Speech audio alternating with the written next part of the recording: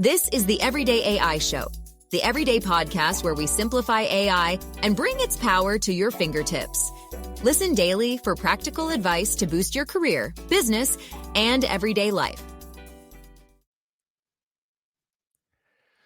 Generative AI has taken 2023 by storm. But what about 2024, right? As we enter the fourth quarter of this year, we're actually going to not reflect back in today's episode of what's happened so far, but we're actually going to look forward into what might be coming when we talk about generative AI in the year 2024. I'm extremely excited for today's episode of Everyday AI. And welcome, if it's your first time here, thanks for joining us. So Everyday AI is a daily live stream, podcast, and free daily newsletter helping everyday people like me and you keep up with generative AI, but how we can not just keep up, but how we can put it to use for us. So if you are joining us live, thank you. Get your comment in. What are you seeing in the generative AI landscape in 2024? If you're listening on the podcast, make sure to check out the show notes. We always leave links back to sign up for the free daily newsletter and to even join the conversation on LinkedIn. So before we get to that, and yes, please get in your takes right now. What are your questions? But before we get into it, let's take a look at what's going on in the world of AI news. So first, China's Baidu is coming for ChatGPT publicly, right? So China's new release to its Ernie Bot 4.0 from Baidu, which is obviously kind of the China's equivalent of Google. They dominate the search market, but they are just releasing some new details on their Ernie Bot 4.0. Again, kind of its competitor to GPT-4 from OpenAI. So it should be interesting to keep an eye on what's happening with Baidu and Ernie Bot 4.0. You know, pretty much they're saying out loud, yeah, we are competing with the GPT-4 technology. All right, so New York City is trying to take the lead in responsible AI use. So New York City Mayor Eric Adams released his plan for the New York City Artificial Intelligence Action Plan, which is, I believe, the first of its kind for a major U.S. city. So with this, they will also launch the My City Business site, which features a pilot for New York City's first citywide AI chatbot. Interesting, right? Also in this plan, the New York City Artificial Intelligence Action Plan, that's a mouthful. It'll develop a framework for city agencies to carefully evaluate AI tools and associated risks, help city government employees build AI knowledge and skills, and also support the responsible implementation of these technologies. So pretty interesting to see. You know, New York was also kind of ahead of the curve in terms of applying, different AI laws into hiring for the city. So also, it's going to be interesting to watch what happens with this NYC AI action plan. Last piece of news. AI is powering the economy. I talked about it yesterday, but here we go. We got another study to back us up here. So AI is powering the economy to the tune of $2.4 trillion. So a new report from venture capital firm Excel showed how much AI-powered companies are actually leading the charge for the U.S. economy. It showed that U.S. tech leaders, including Apple, Microsoft, Alphabet, Amazon, all the big players, including NVIDIA, saw their market caps grow by $2.4 trillion in a year marked by the rise of generative AI and obviously NVIDIA's chips. So the economy, I think, right now is largely being powered by generative AI and what that means for our future. And speaking of what that means for our future, that's what today's show is all about. Talking about where we're going with Gen AI in 2024. So to help talk about that, I'm excited to have on the show today. And please help me welcome Josh Cavalier, the founder of JoshCavalier.AI. Josh, thank you for joining us. Hey, good morning, Jordan. Good to be here. All right. So, hey, Josh, tell everyone a little bit about what you do with JoshCavalier.AI. Yeah, so currently I'm offering online courses, workshops, coaching in and around Gen AI, specifically in the L&D area under the HR umbrella. So that's my flywheel. But I have been doing coaching with individuals outside of those boundaries, which has been extremely interesting because it's given me some ideas as far as what's happening in the industry. So that's where I'm currently at. Yeah, love this. And again, I'm so excited for today's episode because it seems like every day on Everyday AI. We're talking about things that have already happened. And this is one of those episodes where, talking with Josh, and I saw this and I'm like, oh, this is going to be good. But let's start, Josh. And as well, maybe even before we get into the 5 different points, let me just ask you, what are you even personally excited about, in the Gen AI world, moving forward? Yeah, I think the one thing that drives me is access and accessibility. And what I mean by that is being able to reach more people with less input. In other words, like you're going to go ahead and create content and utilizing AI either through accessibility or captioning or converting your voice to a different language. You're going to be able to reach more people. I know that when I create my content, it's very much USA, Europe, some of India, and that's about it. And in the future, I'll be able to reach the whole world without much lift. And I think that's amazing. And not only that, think about all the individuals in other countries who, via language barrier, have wonderful ideas. All that's going to be broken down. So I can't wait to see how that shows up in 2024. Me as well. All right. Well, hey, before we get into the list, which I'm so excited about, as a reminder, if you're joining us live, get your questions in for Josh. What do you want to know about the future of Gen AI in 2024? And thank you everyone for joining us. Ben saying he's joining us from Dallas as well. Kevin saying good morning from Atlanta. Monica saying the stream looking sharp. Yeah, we had some tech problems this week, so we had to try to make this a little better. We had to get ready for Josh. Josh is coming in with the big hits right now. But let's start at the top, Josh. What is maybe number 1 on your list of things that we're looking forward to in Gen AI for 2024? Yeah, I think the big topic for 2024 is going to be data and the organization of data and how corporations and even individuals will go about collecting their data and leveraging it. And I know that, currently, a Gartner projection says that within corporations, 75% of companies are just sandboxing right now, but they are showing up in 2024. And the big story there is their data. If we think about like OpenAI and how they position themselves with GPT-4, well, they're leading the charge because they have the best data. They went ahead and siphoned the whole internet and leveraging it a large language model, and it's showing up. Think about Adobe and Firefly. What are they leveraging? They're leveraging all of the image data, and all of the information that they have with Sensei, and taking full advantage of the data. And so I know that with corporations, with consumer data or customer data like point of sale, I think one of the issues that may come up is customer privacy around data and the balance there. And so we're going to see as we move forward this aggressiveness of companies to collect the data to leverage AI, but then probably a pushback from the consumer like, no, this is a little bit too invasive. And I think we're starting to see that right now. Yeah, Josh, the dork in me and the digital strategist is so happy that you said data number 1, because it seems like companies think of this on the back end, right? They try to dive into Gen AI and then they try to figure out data later. What's maybe in your experience, one common mistake that you see companies making when it comes to their data collection or how they even use data when it comes to Gen AI? I think it's just dirty data practices. And let me clarify what that means. I mean, let's say that you're a frontline sales and you're entering things in CRM, right? You're going to go ahead and check the box that you entered something in CRM, but everybody is entering the information in differently, or they're using abbreviations, or they're going in just not even putting information in, but the action is occurring. And so I believe that practices in around clean data that is actionable, is going to be the first step before even leveraging AI. Because why would you even build a large language model around inefficient or wrong data? That's going to be a huge issue. And hopefully nobody spends the money to go ahead and put forth that effort and then find later on that they can't even leverage the model because the data is just incorrect or outdated.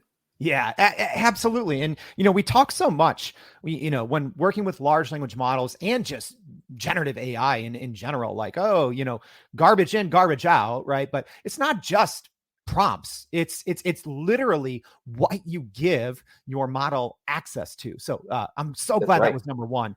Josh, what's number 2 on our list? Number 2 for 2024 is automation. And we're beginning to see that right now where, you take applications like Zapier or Make, and you can start seeing instances where individuals are not only leveraging prompt engineering, but they're leveraging additional applications and putting them in a workflow. We're seeing application developers implement generative AI inside their applications and collapsing down workflows. And so automation of your tasks, whatever you do day in and day out, is going to show up strong in 2024. For myself personally, every day I'm taking a look at the landscape of tools that are out there and my workflows, my personal workflows, and it's impacted every day where I could go in and now leverage tools where I record a video, and now that video is a transcript, and I can take the transcript and put into an AI workflow and get 5 different outputs and put those into my channels. I would take hours and hours to do that in the past, and now it just takes minutes. Yeah. And, Josh, I think that, especially in the marketing and the digital world for so long, automation has been I wouldn't even say a hot topic, but it's been a requirement, right? For any business really to survive. If you're not automating, you're really falling behind. But when we talk about, kind of quote unquote stacking, right? Because, hey, now we're not just encouraging everyone out there to use all these Gen AI tools and processes and systems, but we're also saying, hey, in addition to AI, you also got to keep your automation in there. You can't take it out. What's your best, some of your best advice for companies to balance that, because they might feel a little overwhelmed trying to dive into AI head first, but saying, hey, you got to keep and maybe, improve your automation as well. The first thing is just documenting what those workflows are, either at the individual contributor level or if it's external to the customer. What does that look like? And once you analyze those specific tasks, you then have an easier go at it when you look across the landscape of tools and AI accessories and apps that are out there as far as what can we try. And it has to be, it has to be low risk, because the landscape is changing daily in regards to AI tools.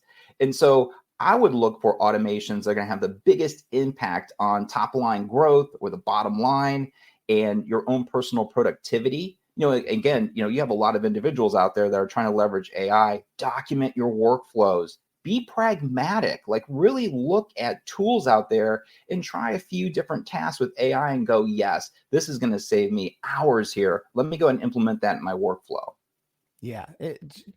Literally that step that you said there, Josh, seems so simple, but it's also that so few people, I believe, are doing it, like documenting their actual workflow. It's something I tell people all the time. People are like, hey, Jordan, where do I get started with AI? It's like, all right, well, where do you spend your most time manually, right? Like, what's your processes? And sometimes that gets people scratching their head a little bit, right?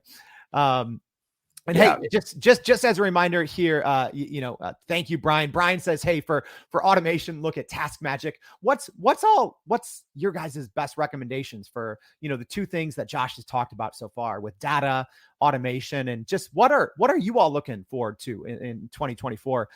So, hey, as a reminder, we have Josh Cavalier here, the founder of JoshCavalier.com. JoshCavalier.AI. So what's our number 3 way that Gen AI is going to show up in 2024, Josh? Personalization. That is going to be huge. And I know that a McKinsey report came out and said that 71% of consumers expect a personalized experience. AI is going to drive that.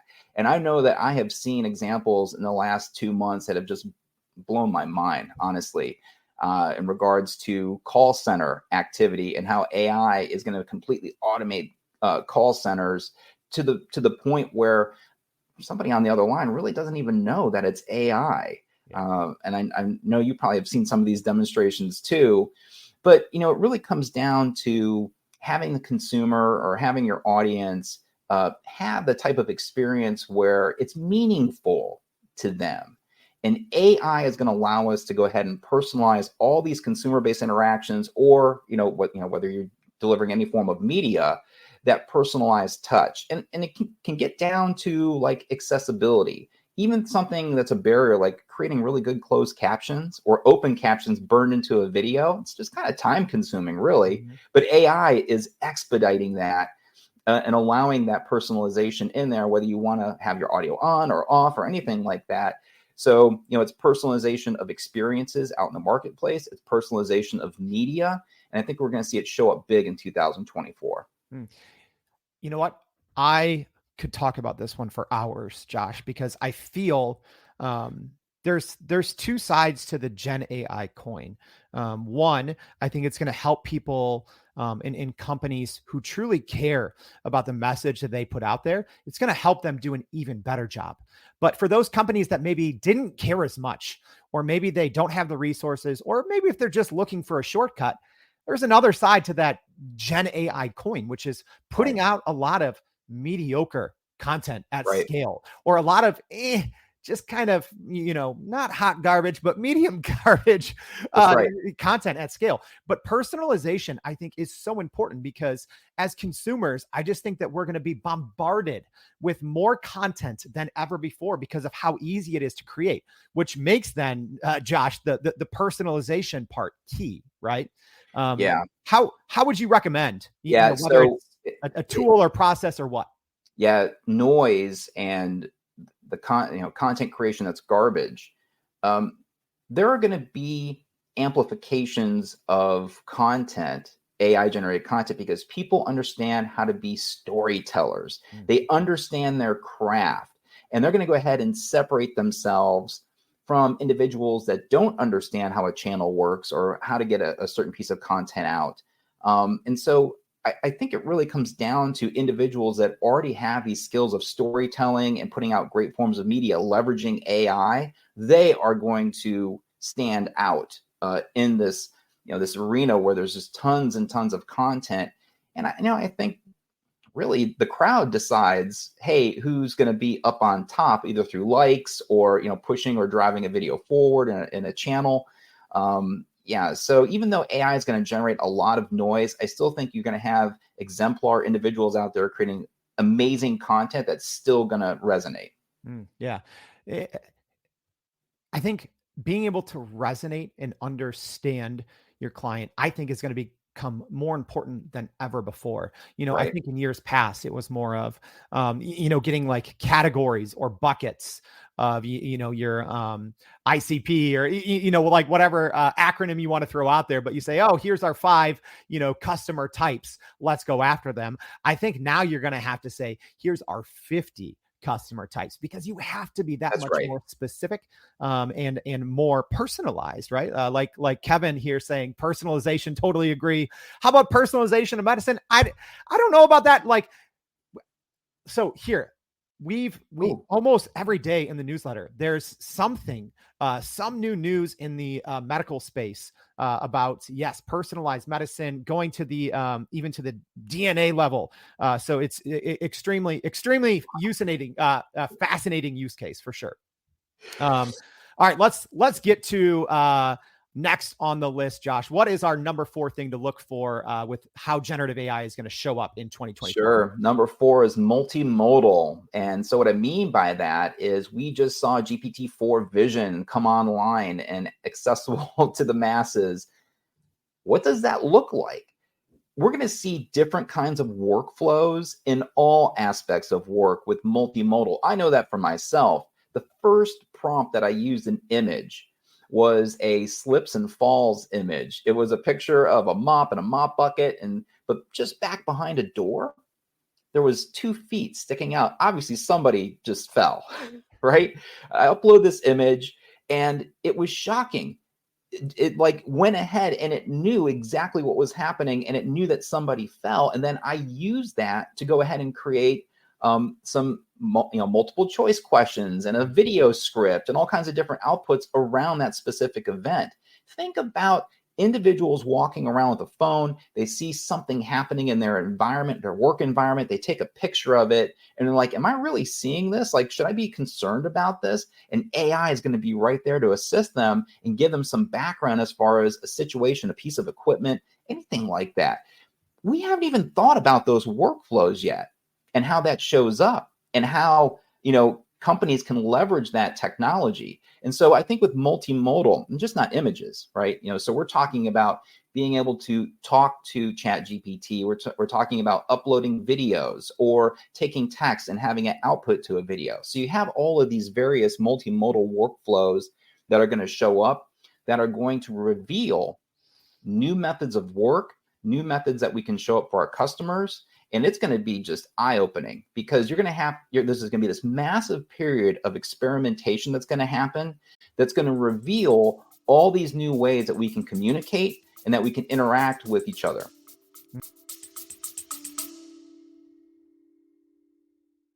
Are you still running in circles trying to figure out how to actually grow your business with AI?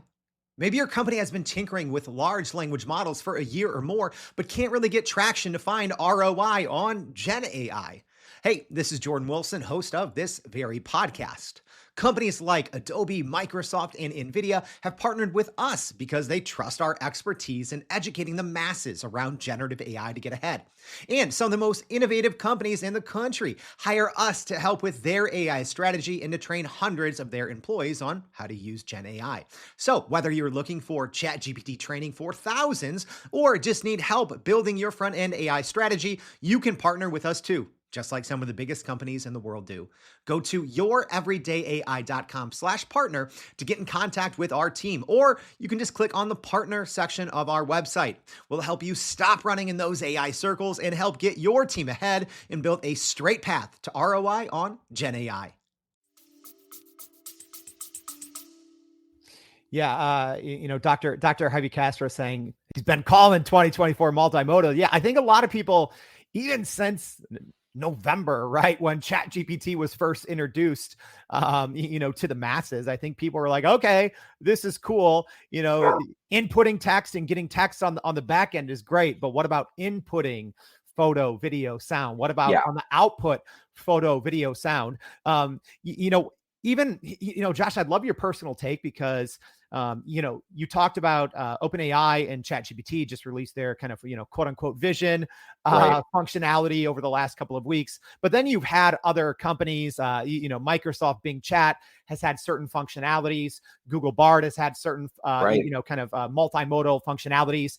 How are we going to see it all come together? Or what is that magic recipe of getting the multimodal right? Because, it's been out there now in the wild for many months, but it still doesn't seem like it's just hitting just yet. Right. I think the one issue is hardware. It's scaling.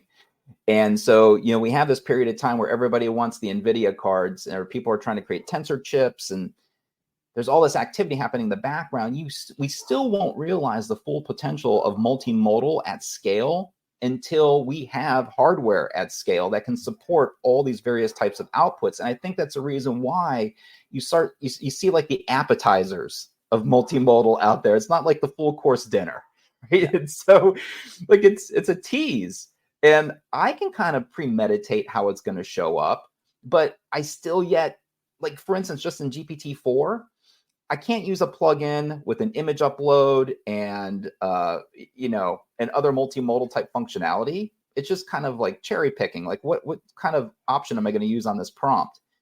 And so I think we're going to see a maturation occur once the hardware and the server farms are set up in such a way that can actually handle the true output types that we want. Yeah. You bring up a good point. And even if we're just talking about ChatGPT, like one thing I would personally love to see, Josh, is like, we have these great kind of multimodal options now within ChatGPT. You have your DALL-E 3 inside ChatGPT. Yeah. And then you have your ability to, kind of use, your voice and to upload, photos, but they're all in separate modes, right? So I keep thinking like, oh, is this right now as we have it truly multimodal? It's like, I'd say probably not, because in my opinion, one of the best use cases of ChatGPT, and I talk about it all the time, one of the most untapped things right now in the business world is using ChatGPT with plugins. But at least right now, you can't use DALL-E 3 in the plugins mode, and you can't use the kind of the new vision feature in the plugin mode either. What's your take on that? Is that do you see that as a big miss, or maybe it's just more of a feasibility and software engineering feat that would require more? Yeah. So I mean, I think that aspect of it needs to be worked out for sure. Like, as far as like from an engineering standpoint, to get all that squared away so that you can expedite the content creation process. But I think in the meantime, what we're going to see, and I was talking about this before we got on the show, is a good example of how multimodal shows up is in the tools that we use day in and day out, like PowerPoint. Or the example I was telling you about was Adobe Captivate. And I saw an amazing demonstration at a conference a few weeks ago where they have a tool called Adobe Captivate where you can go ahead and just simply prompt in a topic and some learning objectives, and it builds the entire course out for you, perfectly laid out. But here's the thing. They're also leveraging Adobe Firefly to generate the perfect image for that content. That's true multimodal. Like, we can go in and we can orchestrate, individual bits of content from a multimodal standpoint, but it's when we have applications that leverage true multimodal experiences and allow us to go ahead and create content at scale that's really good content, man, that is a massive game changer. Because we're playing in the minor leagues right now. What I saw was major league. And I think that we are on the cusp of a period where an individual is fully empowered to create the content that they envision, but they never had the skills to do it. And so I think that's the true look of what multimodal is going to be and how it shows up for us. Such a good point. Yeah. Josh has some great insights, with Adobe. He had some things going on with them. And hey, as a reminder, we've hit this list very hard. And if you maybe joined in the middle, or if you can't keep up, maybe you're also, drinking your morning coffee, doing the dishes, whatever, don't worry. Go to youreverydayai.com, sign up for that free daily newsletter. We're going to be literally hitting these things point by point in the newsletter. So don't worry if you didn't catch up, because we are now at our final one. And just to quickly recap, Josh, so we had number one, data. So these are the 5 ways Gen AI is going to show up in 2024. So number 1 is data. Number 2 is automation. Number 3 is personalization. Number 4, which I just took us on a side rant on, is multimodal. And then what is our last? What is that number 5, Josh? Number 5 is prompt engineering. And let me just say, prompt engineering is dead. Long live prompt engineering. So it's been fascinating, because I know that with my peer group, I have a lot of peers that say you won't need to understand how to prompt as you move forward. And I think there's some truth to that. The more I get into it, and the more I see what's happening with applications, there is a balance that's going to occur as we work with AI. You're going to get guidance in regards to prompts. And I see it right now in Adobe Firefly. I see it happening now when you do a Dolly image. You might enter in 5 words, but behind it, there is a prompt that has 20 words. It's going to guide how the image looks. I get it. But going back to point number 2 of automation, if you truly want to have agency, if you truly want to have autonomy, prompt engineering is still going to be in play in 2024, because these models change. And if you want to have, again, empowerment of your outputs, empowerment of your automation, you still will need to understand how to prompt engineer. Like, you'll need to understand the model itself, and then based upon the words that you give it, the output types that are coming back. And if you don't understand that, well, you lose agency. You are now, the tail's wagging the dog at that point. You are asking the vendor, whoever's creating this tool, to basically do the prompt for you. And I see this with prompt as a service, right? There's a lot of tools out there that are prompt as a service, and you're leaning on them for the prompt. Now, some tools I use have prompt as a service, but they allow you to use your own prompts. So when I do a video, it gets transcribed. I can then leverage my own prompt to go ahead and create the educational output types that I specifically need. Very, very detailed, saving me tons of time. It's these other tools that are out there where you're leveraging on their prompt, and it's just okay, right? So I think prompt engineering is going to be important in 2024, but it's just going to show up different for everybody. It depends upon, your how you're comfortable with technology and whether you want to go down that road or not. Yeah, it's And let me even hit rewind, because I think some of our audience, Josh, is following us. Some at this one might be scratching their heads. So I'll maybe oversimplify it here. But when people ask what is prompt engineering, there's very technical answers to that. Or you can just say it's learning how to properly work with any generative AI model, right? So it's Yeah. knowing how to go back and forth, how you should be formatting your prompts, and I would say maybe getting more out of the same, or getting more out of less, I would say, is the most oversimplified way to talk about prompt engineering. But Josh, I actually have a hot take, and it goes along with part of your prompt engineering is dead, long live prompt engineering, number 5. But my hot take is, I think prompt engineering is going to become deprioritized, actually, which might not make sense, but in some recent experiences I've had, even as an example, working with Midjourney back when it was the version 4 Right. point something, versus now when you're working with Midjourney 5 point whatever, much fewer words give you fantastic results, where it didn't used to be like it didn't used to be that way. And then if anyone has used DALL-E 3 inside of ChatGPT, when you give it a prompt, so DALL-E is the new AI image generating model within OpenAI's ChatGPT. When you give it a short text prompt, it actually expands it in 4 different ways. Right. So our models going to be taking like this? Are the models going to be taking care of quote unquote traditional prompt engineering for us?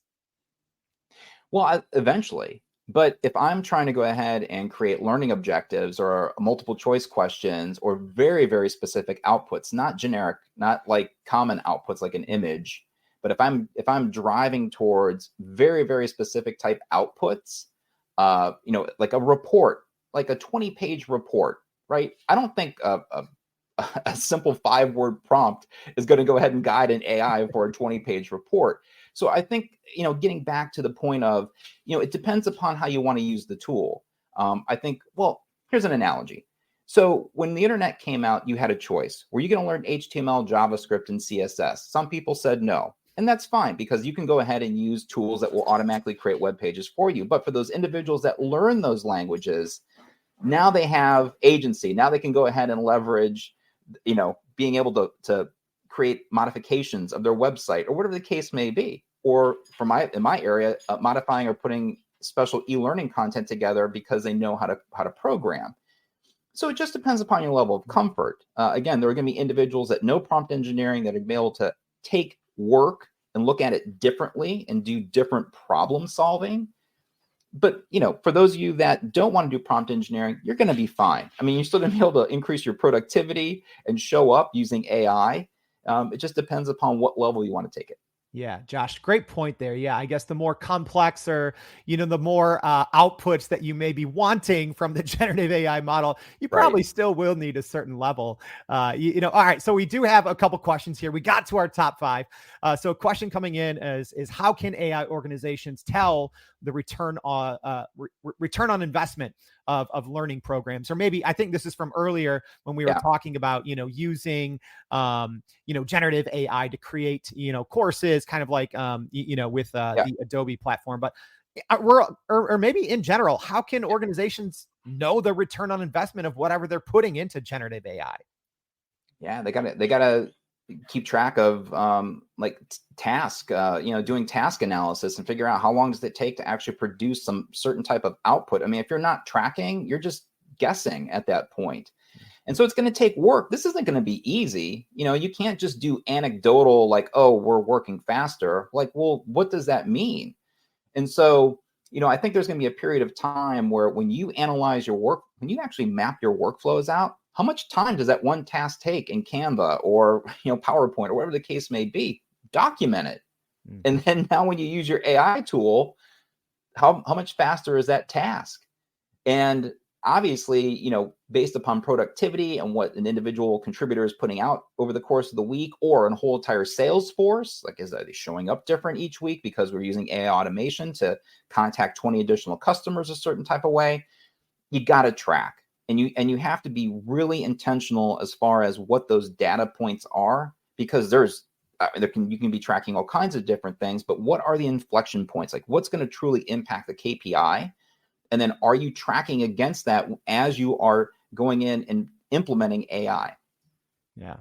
All right. I think we have time for one or two more quick ones here. So Craig joining us. Craig, thank you for the question.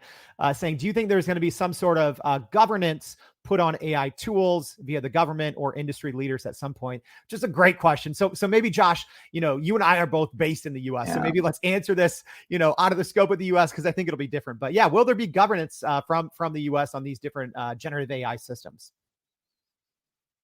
There will be, but I'm trying to think about how to say this. There's a lot of influence in government. Mm-hmm. And so we have a lot of active players that are currently in government, that are influencing government.